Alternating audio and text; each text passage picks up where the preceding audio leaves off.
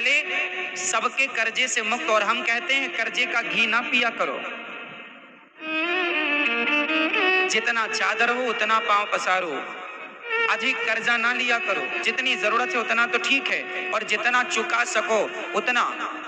और कर्जा लिए हो तो अपने बेटों को बता दो कि बेटा हम मर जाएंगे तो हमारा कर्जा तुम चुका देना, वरना तुम लेके मर गए और तुम्हारा कर्जा बेटे ना चुकाए तो तुम्हें बनना पड़ेगा कुत्ता।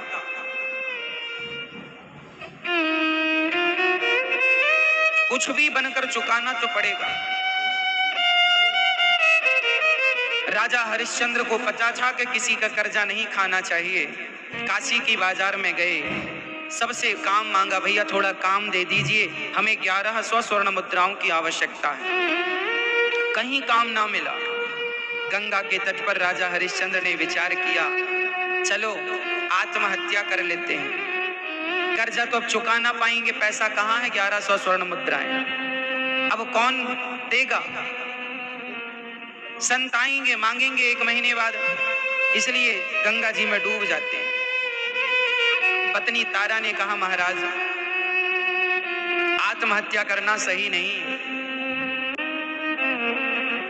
एक काम क्यों नहीं करते, क्या आप मुझे बाजार में बेच क्यों नहीं देते। हरिश्चंद्र अपनी पत्नी तारा से बोले, देवी आप पत्नी चली गई तो वापस आ जाएगी, पर धर्म चला गया तो वापस ना आएगा।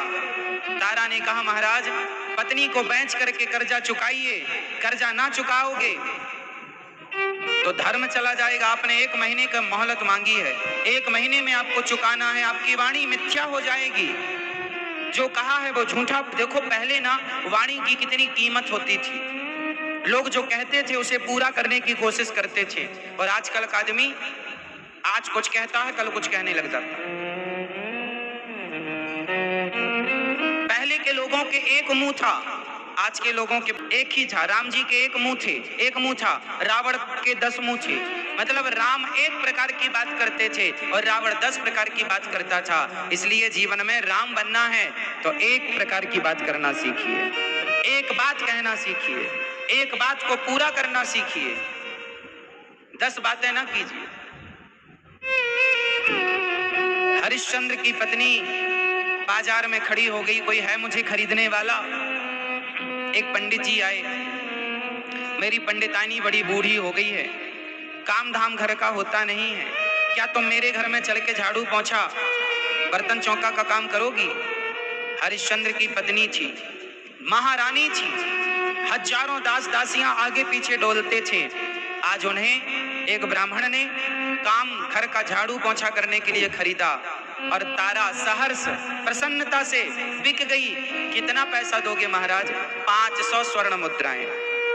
ठीक है, 500 स्वर्ण मुद्राएं लेकर तारा ने अपने पति के चरणों में रखते हुए कहा, महाराज आपके ऋण को कम करने में जितना मेरे से सहयोग बना, मैं आपकी अर्धांगिनी हूं तो आधा सहयोग मैंने कर दिया। मैं अर्धांगिनी हूं, आधा सहयोग मैंने कर दिया।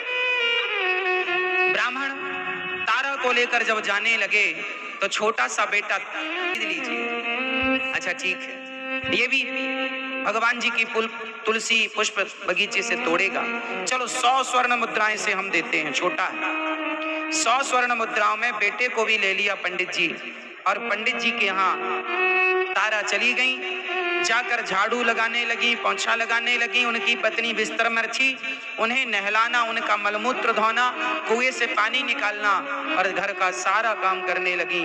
अब मुझे आप लोग बताओ कि हरिश्चंद्र की पत्नी ने अपने आप को नौकरानी बना लिया, बताओ किसके लिए। जोर से, जोर से, किसके लिए, किसके लिए, धर्म के लिए। किसके लिए, धर्म। पत्नी चली गई तो वापस आ जाएगी, धर्म चला गया नहीं आएगा। इसलिए जीवन आएगा जाएगा, धर्म चला गया फिर ना आएगा। इसलिए धर्म की रक्षा, धर्म के लिए बिक गई तारा। अब हरिश्चंद्र ने बाजार में अपनी बोली लगाई, कोई मुझे खरीदेगा। एक डॉम आया, बोले मैं खरीद लूंगा, क्या तुम संभालो। हरिश्चंद्र बोले जो आज्ञा। जाकर के शमशान में 500 स्वर्ण मुद्राएं मैं अपने आप को बेच दिया धर्म के लिए।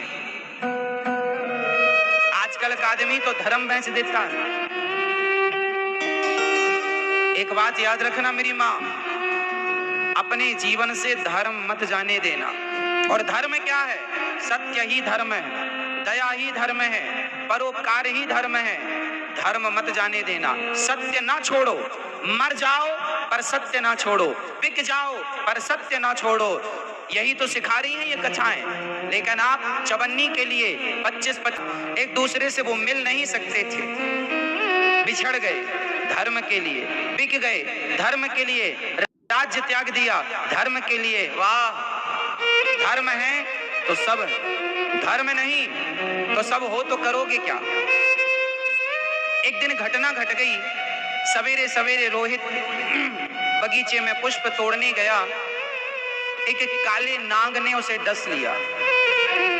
जब रोहित को सांप ने डसा, उसने जोर से चिल्लाया, माँ मुझे बचा लो, माँ मुझे सांप ने डस लिया है, आगे मेरी माँ रहती है, बता दो कि तेरे बेटे को सांप ने डस लिया। अब वो आदमी दौड़ा दौड़ा गया, भैया ये रोहित किसका बेटा है, ये रोहित किसका बेटा है? तारा निकल कर आई, महाराज मेरा बेटा है। क्या हुआ? बोले तेरे बेटे को बगीचे में सांप ने डस लिया। तारा दौड़ पड़ी। तब पंडित जी ने आवाज लगाई, अरे दासी जरा यहाँ साफ सफाई कर दो, कचरा है, बेटा मरा पड़ा है, मर रहा है। और पुकारा गया मालिक के द्वारा, जिसने खरीदा है। उल्टे पांव लौट करके आ गया, पोंछा लगाया, झाड़ू लगाई। पंडित जी ने कहा जरा ये भगवान जी के बर्तन धुल दो। महाराज मेरे बेटे को सांप ने डस लिया। सांप ने डस लिया करने के बहाने हैं, चल पहले काम कर फिर चली जाना। दुर्भाग्य देखिए कि उस दिन पूरा दिन वो काम में व्यस्त रही। पंडित जी ने उसे काम में व्यस्त रखा। जब पंडित जी सो गए, पंडितानी सो गई। वो पंडित और पंडितानी कोई और नहीं थे, परीक्षा लेने के लिए विश्वामित्र जी ही इस रूप में थे। परीक्षा ले रहे थे उनके धैर्य की। पूरे दिन मरा पड़ा रहा बेटा रोहित। जब वो रात्रि को गई तो बेटे का शरीर नीला पड़ चुका था, जहर फैल चुका था, कोई संभावना नहीं थी।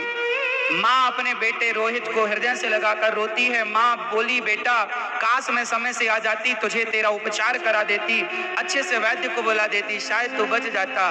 अब तेरे पिता कभी मिलेंगे बेटा, क्या जवाब दूंगी? माँ को लगा ये लाश यहीं पड़ी रहेगी, चलकर